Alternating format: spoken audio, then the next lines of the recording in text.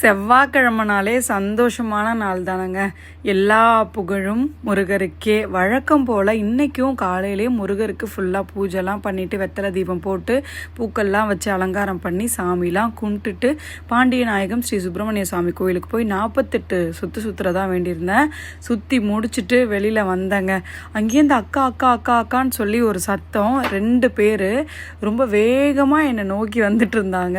எனக்கு ஒன்றுமே புரியல. அங்கேருந்து வந்து பார்த்தா பெங்களூர்லேருந்து இங்கே வந்திருக்காங்கங்க 2 பேர். அவங்களுக்கு 2 பெண் குழந்தைங்க. வந்து அவ்வளோ அன்பாக அவ்வளோ பாசமாக பேசினாங்க. அவங்கள்ட்ட பேசிகிட்டு இருந்துட்டு அதுக்கப்புறம் நான் வந்து கொஞ்சம் தலைவலின்னு படுத்துட்டேன்.